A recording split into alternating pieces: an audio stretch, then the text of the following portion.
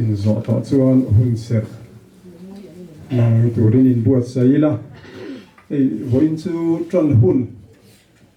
ni danga kan ti ngai lo ang devin som pakhat le chan ve kan han tin zona ami pui lam te chan som pakhat tura kan lo ngai mai theya hun hi Bible atanga te a chuan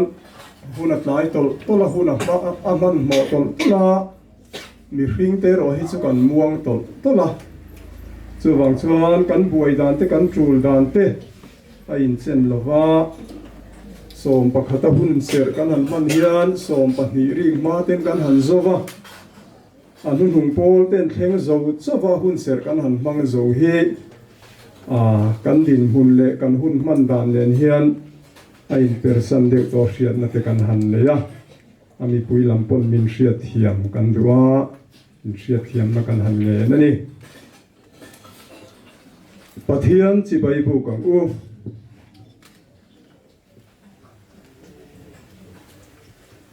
pathian nai ro u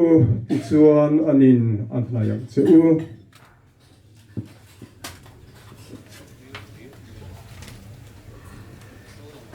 Chanchin tha zohana zia bung som paruk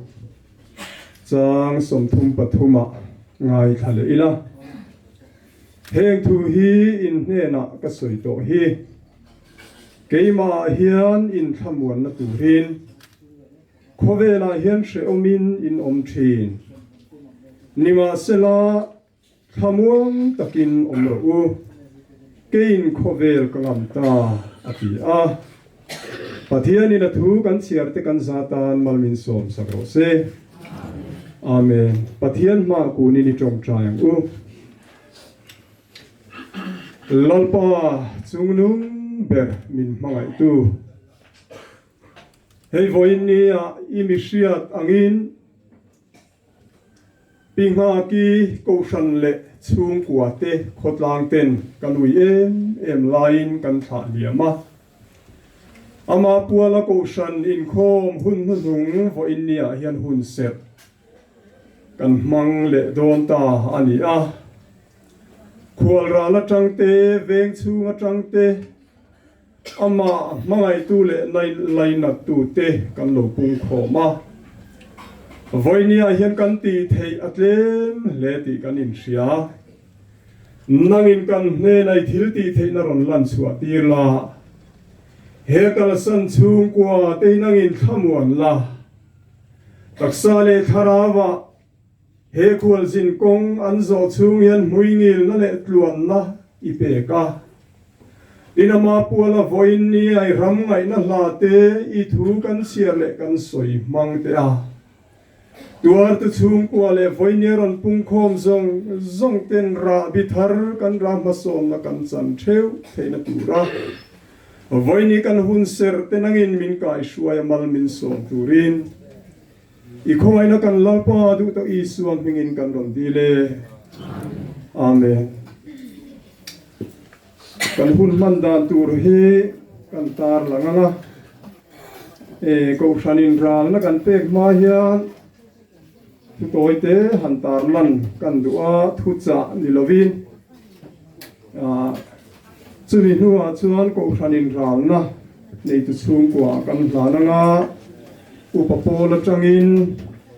hun anon mang ve anga Tine mei chi pi lama tangin piang chuan a in dotin hun kan manganga chumi zawa chuan chung ko lama tanga thu soi kan ngai thla anga chung kwa tanga thu soi kan ngai thak zawa thu cha toi ngai thla turin kan in buat sai lenga I chuan kan hun ser ti top nan sual thi ma hian kan vak vai rei to lawang ti kha kan sa anga lalpa tong trai na mangin kan in hlananga ti chuan kan hun ser helai koshan program bik chu kan ti to panga chumi nuwa chuan thanem ngai takin leng khom chun zomin kan in buat sayanga ama pinga ki chan chin te soidu kan omani poin soina hun aum tura ngai la tiang tur chuan in buat saila thange ni zana hun kan mang rei tlangin karinga kan mutte po chhuak via wanga voinia hian tor lam te po chakila in ti pachangila tha in kan ria a chung chu kan soi du ani hei thuma han tar lan du kanaya kum nau pang lam te kan ne kan soyatan kan in me lo de ko ngem o chu katia ma se karil ruwa hian ka ve ema wangin han soilan kan du a kan khotlang hian ma kan son khop maya kong tin re nga chia that kan to ni khua po hian ma kan son chho zel maya alom om hian ka heve a tun ma deu kha chuan ke ni khotlang mai po ni lovin khorang sanga te po kan han kal hian hetiang ni khua mi thi kan vui na huna te thlan ma program hun sera te hian mani ko shan mal doctrine le in zirtirna han soilana midang kal dik lo na le that tok lo na han soi te kha atam em thi nei kha mun lai kha karil ru ka ngai to na chuan ti hian ka ngai to thina nutling patling mani na le poi hai kal sanin lusun te thamuan turin kan pung khoma ko ran sang a zirtir na sang mangin kanin en kola mi thin lung kan liama mi thin lung te kan tina zai te tui lo khop hian kan in siam thine mo ti te karil ruwa om thina amaro chu tu na chuan heng hun kan han mang chowa khatiang zong te kha akiam chhota a pathian kan fa khowa lim tlang takin hun kan mang chho theita hi alom om ka ti ema tin chu ba ka chuan ko sang khotlang om khom kan nia wangin ko sang te malang na in kan in khom pathian ni chol ni kan hun poimo bi ka mi thi kan nein biak in kan hanin khar sak tel te hi ma kan som hle mai ti te karil ruwa oma alom om le in ka ria a tin cái ní khốt lang câu sẵn sang bung khom kan nia vàng hiền he câu sẵn sang kan na hi mang thiamila pathian câu sẵn te 7 day lam te in khom ní a chiat tok an omin ale lam te tran la lavila tin Sunday ní manga hun mang tu te in khom ní chiat kan toina le lam te tran la lavila tiang chuan mual pho lo hian kan in tuam moi zual zel don ni te hian ka hria a chung te chu voinia hian han soilan kan du'a tin kan uai me nula le tlangwal te zayan thiam em an kara zai te hi nu le pa te hian a chak om a kham om lo khop hian zayan thiama leng kho man taima a chu tiang chuan uai me lam te po hi lai var zan te lusun khamuan tura an thil tia hian an nung em hian ka thina chung pia lama chuan kan han chun zom le a hei zan ina uai me hunan to panga nak tuk zana nu le pa pual hun kan han mang ve a kan la mang thiam lo tlang kho maya ko sang sang ten in khom kan nga si a kan in khomin ne na lo in nan phei chuan tran kan la ka nga em ani mo phur na le chan vo nei tan lo chuan in khom te hi tai mak le rigu a har ema chuwang chuan heng konga mo phur na nei lo te tan phei chuan nu le pa zan te po hi tang savila kan khotlang hi nuam te win chiat thata hian kan in tuam moi don ni in ga ria a chung konga chuan mani zon thewa tran kan lak na lai tura tran la ila tran la ngai berte zinga mi po kan i ome khang kha vo in nia hian a thu ma ang rengin han soilan kan du ani ti chuan tu na chuan chung kolam atangin ron ding chhuak anga ko sanin ral na kan han la na nga kan ngai thak to ang khan upapolin an ron chun zomanga soitur an nei po in an ni po in thathung lo sela ti chuan mhp lamin tiang chuan a in dotin hun kan mang don nia nei te chung kwa tangin lo ding chuak sela ral na kan han la na nge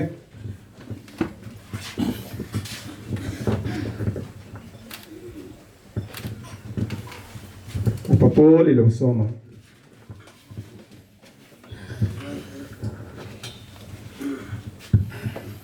vale kan ti thin dan pa lai ania hian ko ran ho hun se chunga yan rau na hun te kan han nei ve le thina i vani te po hi hun kan mang ve le don ania han soi chak le soi tu om ma kan lai tam khúc me ma tu han soi tam lo tu ra ngai la nimin lama apoina khan han president khan member kan klem kan kho har dan te tin hebe tlang sam khwa in zala chuang khwa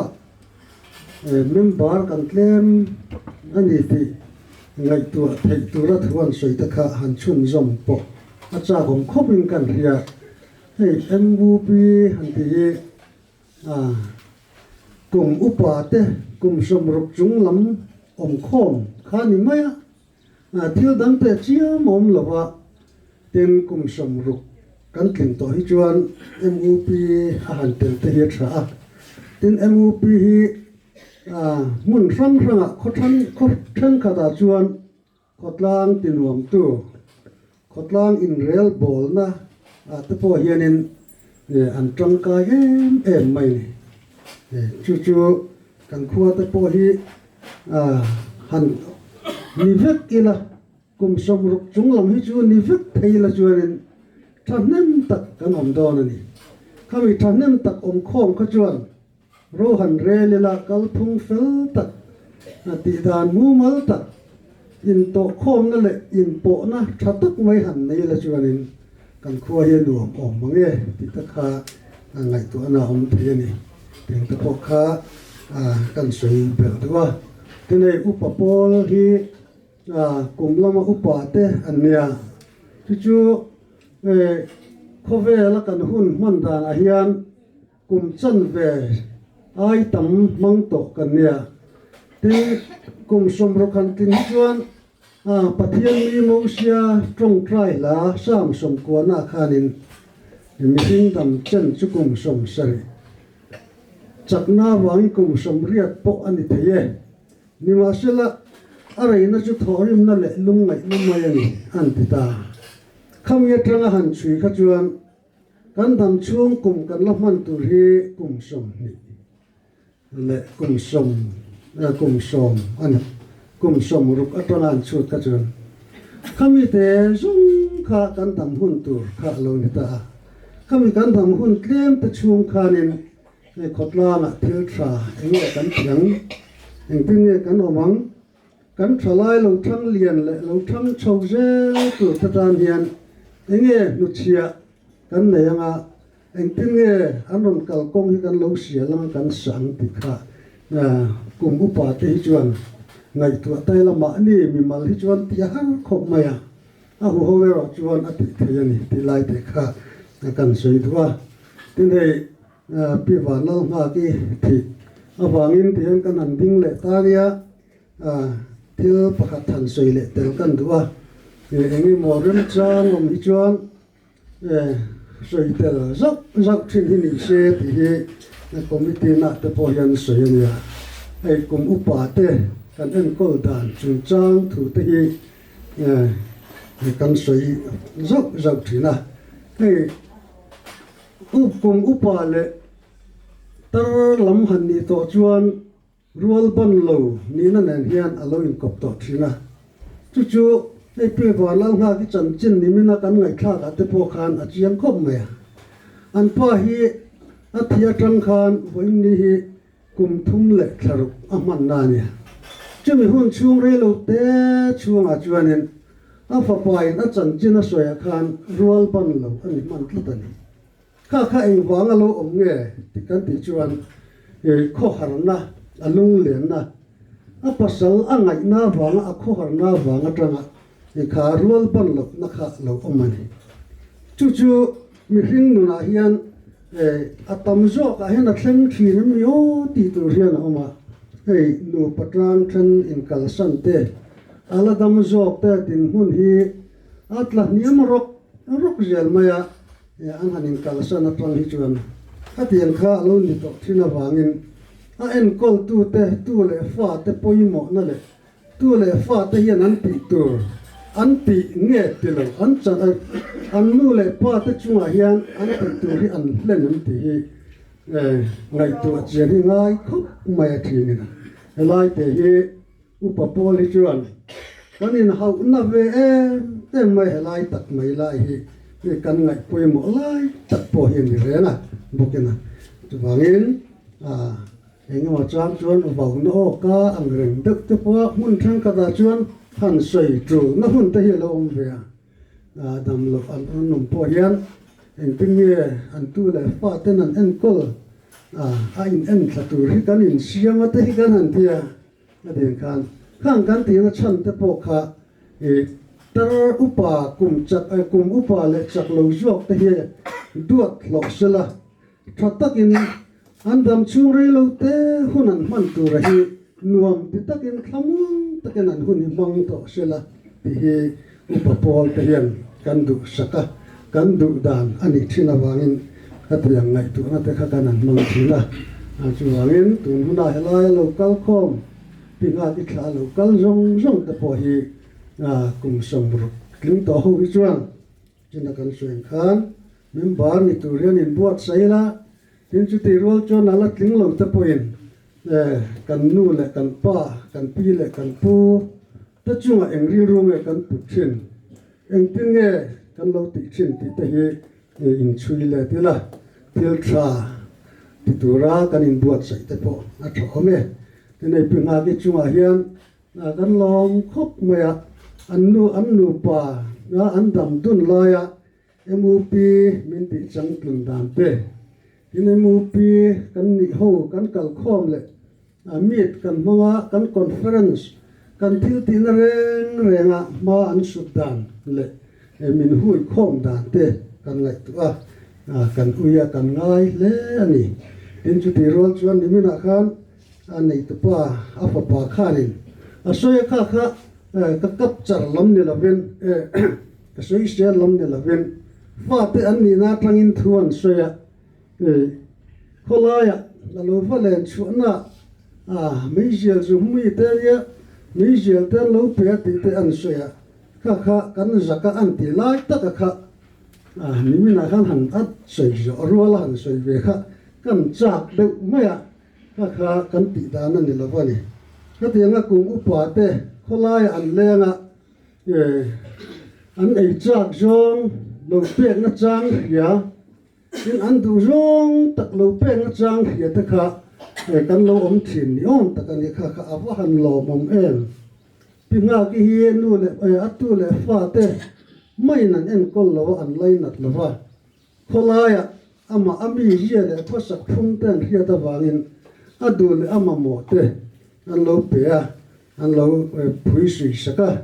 tiếng tiếng bụi thum mấy chạc avang chạc te point tiếng bụi thum te po lâu bé tiếng bụi te ăn lâu in tia xin này khát tiền tiền nó trang te po khát hết dễ đi là hay cùng upa te chu rual pon lâu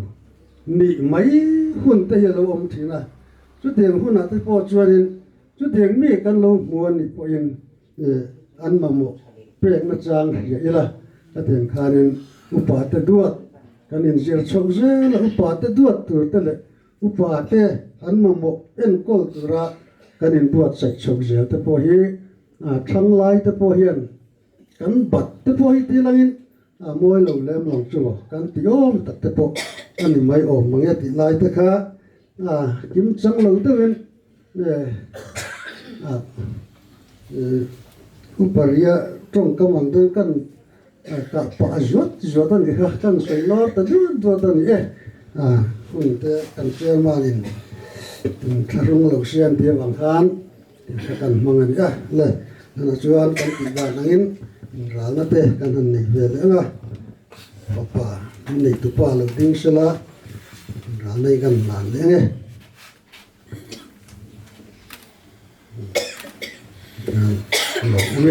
lo me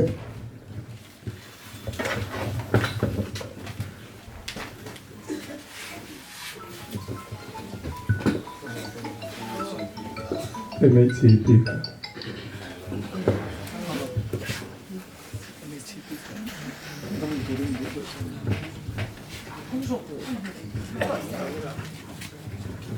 ini kan min party Vanlalnghaki kan senior in min han kalasan lea in rar kan han ngai le hi adung chia thakin awi om kan ti hle amma sa in nei tupa in kan in rar na hi min han don sakse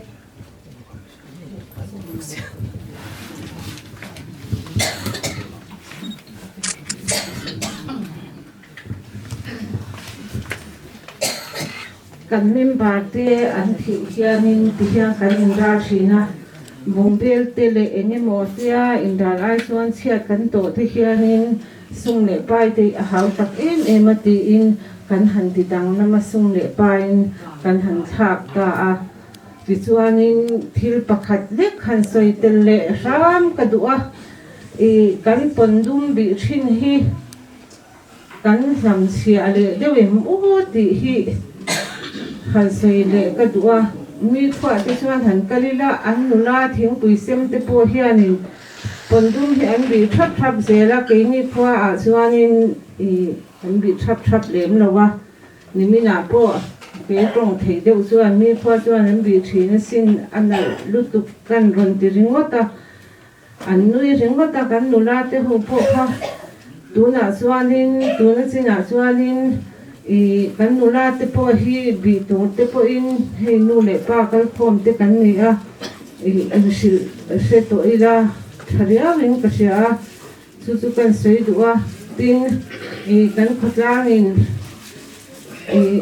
uili arte phok hi kan thia kan chang au me a he te hi ring tu om khom Christian om khom kan ni a hi ti tura au po hi thil moi chi ani en le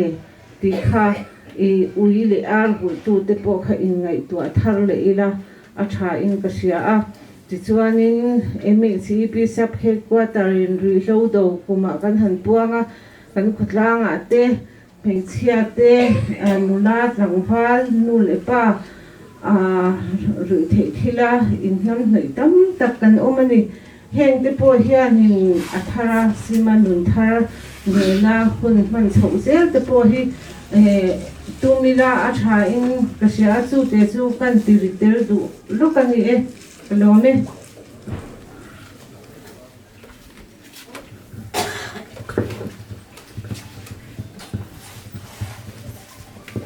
chung ko ai o thu sei tu so na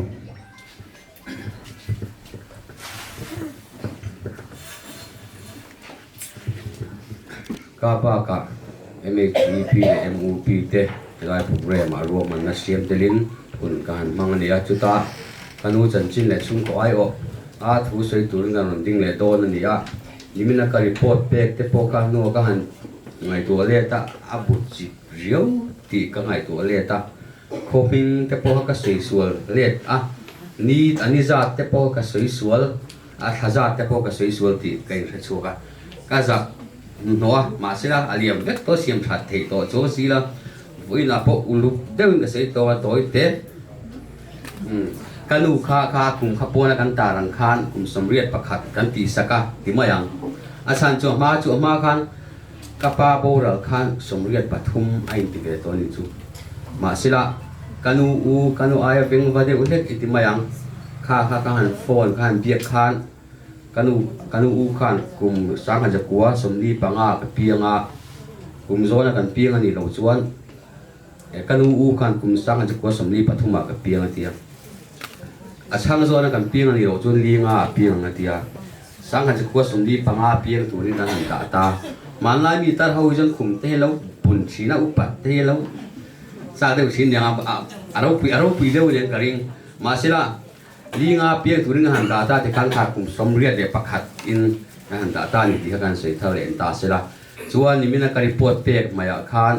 kan u fa te kan u nau hi kan hi thum ve ni kanom ve nuala ni mina ruang ron nang ho jinga khan panga kan kim the kanom the ya adang zong mi pasari helai mon no kim the lo anomani ti kha kan sei pe le ta sila kan hi thum viau na takna hian nimin jinga mi iron kal khom ma te po khan khin san te kanom ve ni aruang chunga te po khan khin san si kan hun liam to nuwa in nir ngong na te in enge hanin pir deu na te kan nei ngai lo thu kha mai chana nge te po kan kai sin ani tu tiang khop chuan kanu le ka pa khan mi hin hui khoma i kanu le ka pa kha tin ko nga han fa om le ti kan sei lang nga mi tang te pon in ton ve ani tu in karinga in ma la om ve nge in kan ring tu tiang a chuan kanu le ka pa hin lam enge ma pa an ti tu zo hi in sem hian abo ro ka hin kan unawa hin anti turzo ki aru ki sem na nei tat ani abi kom lo hian chu ro ka wang chuan unaw ni thum mai la in ngei lo na thin lung bo ro hain i sik na mo hain soi se na mo hain i pap na mo te ting bo ro ki kan nei ngai lo re mi so pa ni kanom ve ni i kha kan sei kam nu ka pa ka fak na ni se kan sei tel ve ram ni in kanu chung changa ni na han kan sei to ka ami se song song kan sei to a ko kan chung changa big in khom chung changa hian kanu le ka pa changin ka pa hian ati chira chulni hi mitam takin i thot lai tu choi lai tu in tha da tu ka hian i an mang chira ma se ka pa chun ti hian chin jing tho ma tu tur ni in chulni hian in ka in bo sa phu takin pathian biak in khom na kal tu hian ma ta kan thonga ma ta ka jing cho in biak in khomi kan tlai tu ni lu ti hi kanu jam lai tang tua ka chu kwen kal phung ania mani kai fak le lok ne toy te mi in don ta bon tra ka ti kan chung ko in khom kan kal tlai ngai lo dari nuwa kan the ngai lo rim ti ka e mi lo fi zel ula eng mo har sat na lien thut kan nei lo chuan dari nuwa da chan nuwa kan the ngai lo ni in khom kal ma pol kan om char ka pa chang min zir ti na kanu changa kan chom zel jing choi ma in khom kal ma hi kan ti than ani ti kha sei ve rim kan du ni i chuan kanu hi hei laya tlang sam garom nuwa hin in khom hi tun ma khan chuan ai zo la tenga nom thina veng la in khom kal hi la tham de uleka kan kal tlai de ulek thina ke kal te ni vain sam tlang sang garom nu hian in khom kal hi man mo thin khop maya kan thenom ko vek te pejun arup te milong mu thin karinga jing dar soma dar ria kat ei khamma to thin se dar ku te kain chon pe vek to thin sa hin siam hi kalau vak kala te thin dar ri main achang chon kain potlet nok thin ni salai vela vak kal valen bol kha min ka sei hun pok kanu salai bati ku ngai lo min chunga lu te ngai lo ikal wang ngai thianga big ni ayu mai an kan china tu choni piang hian a tho lom te ka petlai lui chin ni chu akal mal tung ti te ka lawa mi ta lok sang ti te kan nau china a tho lom te ka petlai lui ti chuan a hun om tok vel akal khen hun om tok vel a hen kan ruai chin ni in khom hi aril lu he da eng hel riau mem in khom zan hi eng tinge kan tia kan zot china tho chân zan in khom zan nge ni lai tho chân zan rin ni zan eng khom zan nge hi kan tia kut chang thiap hian ai sila mà sẽ avong thầy chuông là kan kom thang nu hi zan ina zan in khom zan nge hi ti le china in khom hi eng hel em tlai hi la bo kan ni ami zia kan sei do a trong trai lam pang hi chu kan nu hi me trong trai mi ani lem lo trong trai ro kan tia chung ko in khom kan nei te hian kan chok dia ta ama hun awan chua jon ti ve mai zela apa ga zan ol te lo ma kan member kan chung ko member kan dai lo wa chung pojon te ro kan ti jon ti ve mai zela ma sela ma thu ero hi chuan biak jing tong trai in khom te angai poimo ang hi chuan in chung ai jon ke nu ber kan ni kan ti ero hi chu tum lo wa a ko kan ha chuan lung oi takin bul takin ati ve mai chin ni ti thu kan sei te le pokari ti chuan he vo in ni ya ko ran te kalu sunna in ne min le ra na te ka mian pe te kan lo ma ko ran ani nang takala lu sun chung te ti ra na te mian pe te kan lo em ane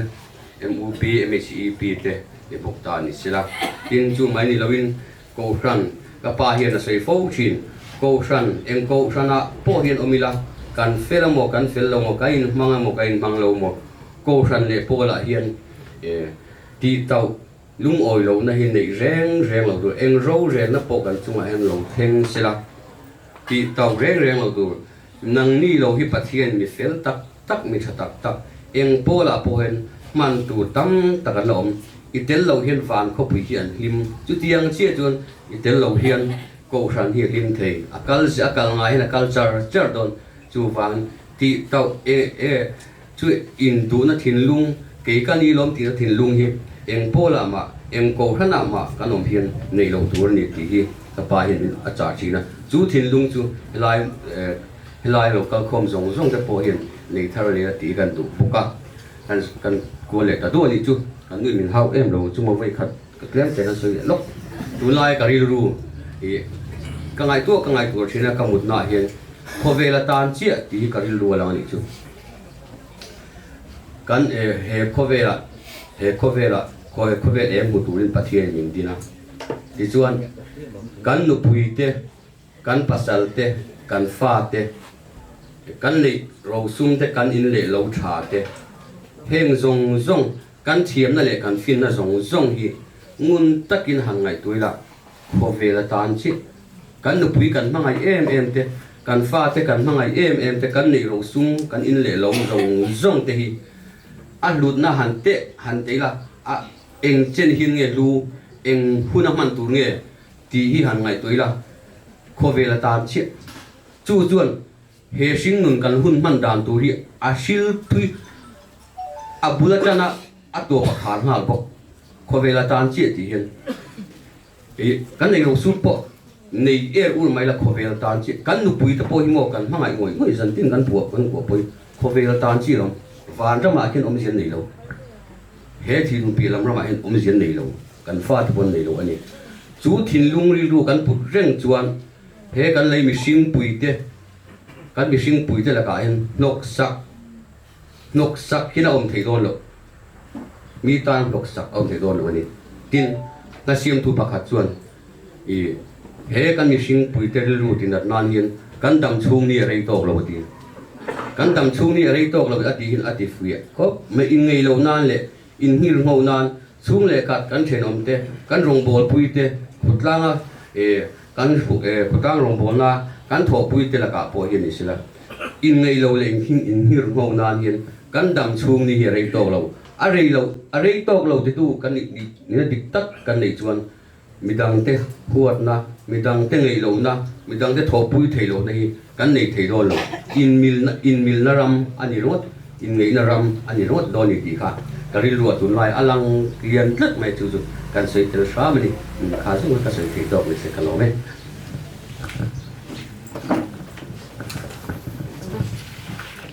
thum pathuma khan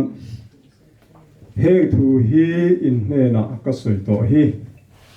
keima hian in thamuan na turin khovela hian she omin in om thin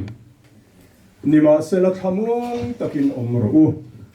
kein khovel kangam ta ti in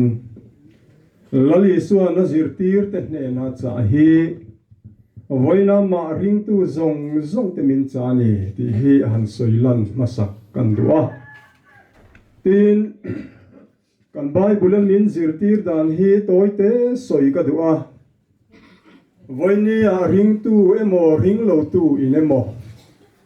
kan ma chon tu ra ta na kan du lo kan hu phur kan lau em thi na le nat na hi kan Bible chuan kan nu na theng tu ra ni ti hi takin min hriat tira sam za som paruk na a khan kan en chuan ami thiang lim te thi na chulal pa ngai chuan lut takani atia amaro chu voinia ke ni ring tu ta chuan he thi na hi pathian min mule pathian ngaya hluem mc hi kan hu phura kan ma chu ka hian tu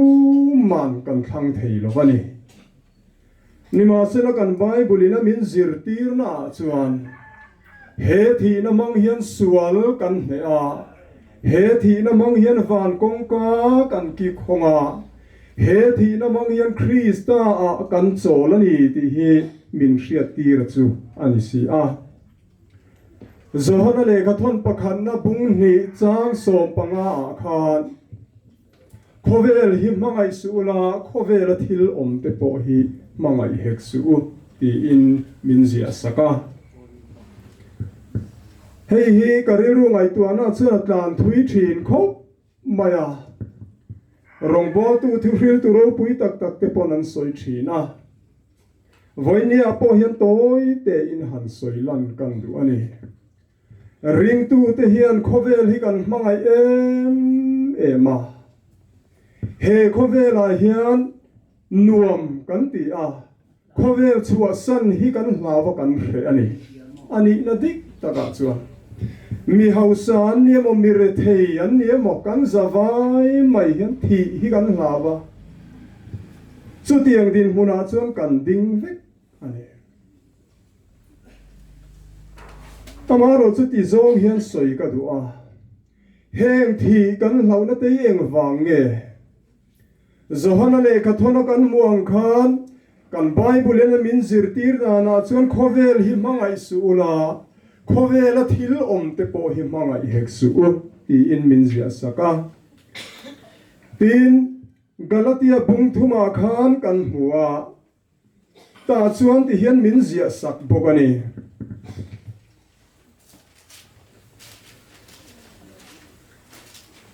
ka soirei vak don lova abu achang te pe kan chiar langa chuti chuan ka keu sual tat mai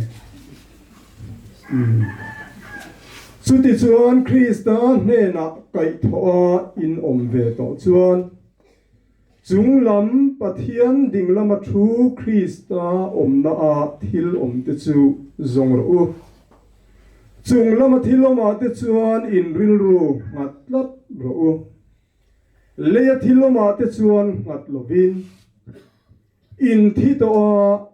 in nun na chu pathiana chuan Krista hne na thu ru kin a om si a Krista kan nun na chu alo in lar huna chuan nang ni po ama ne na ro pui zinga in lar ve ang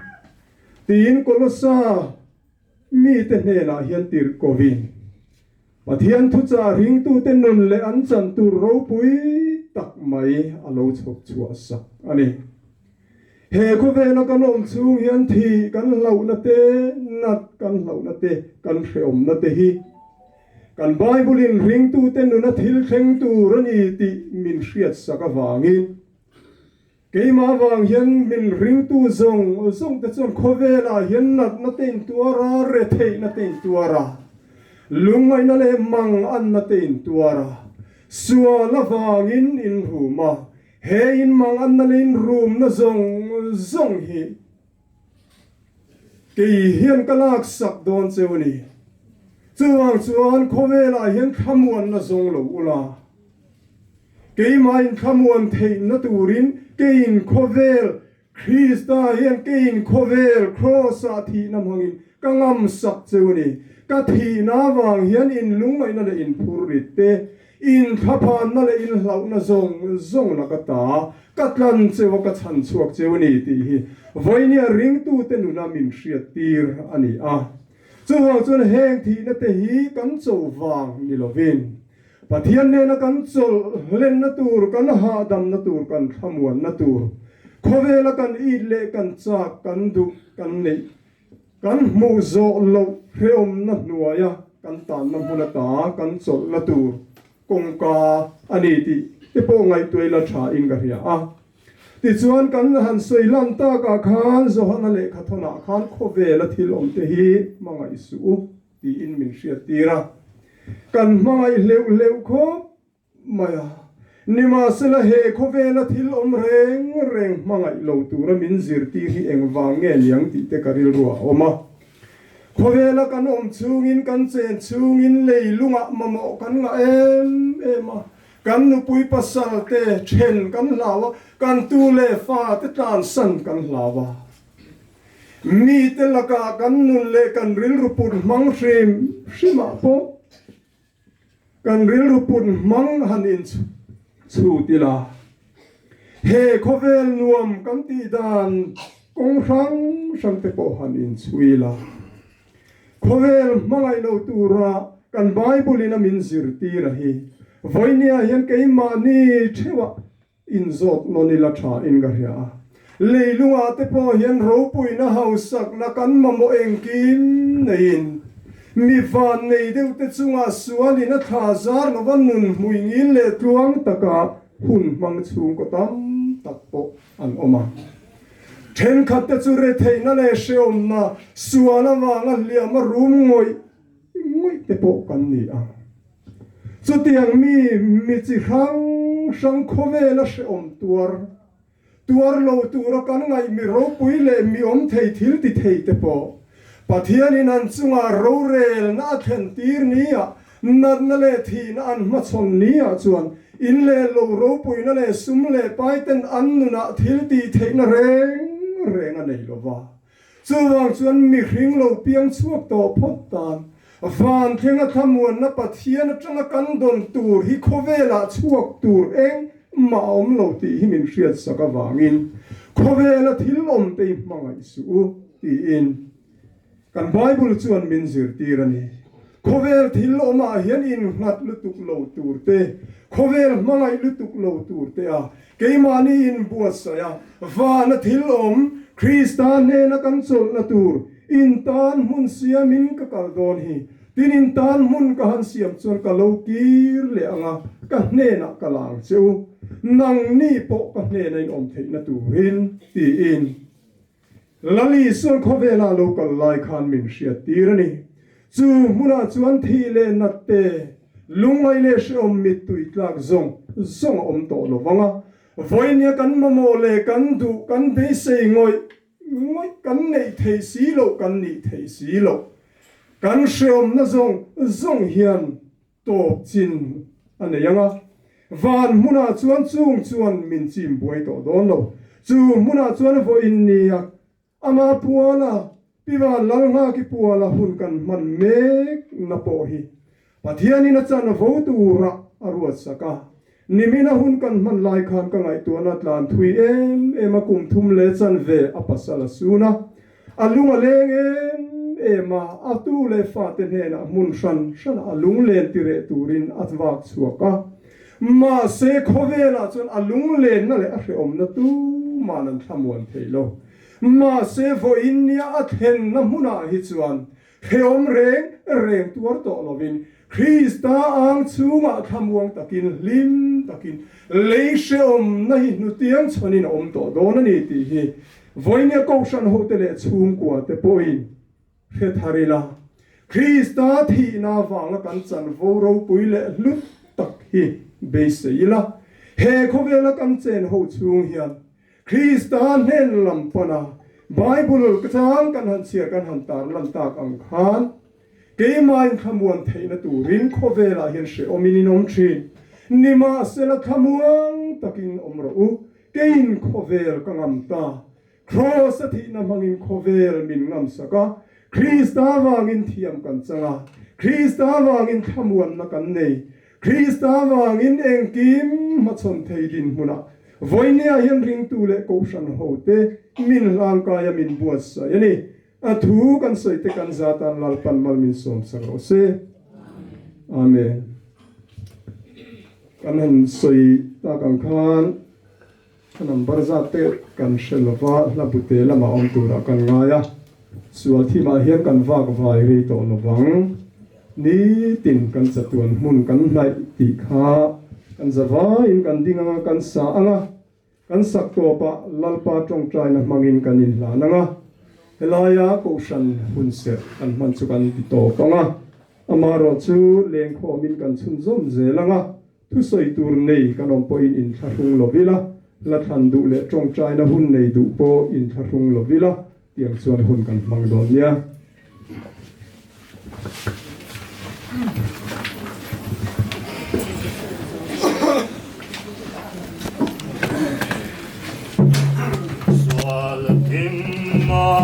Yan kan var vai re do do va Nidin kan satuan hun kan nai satuan mun kana pathian in vel ko puya kyam kan kala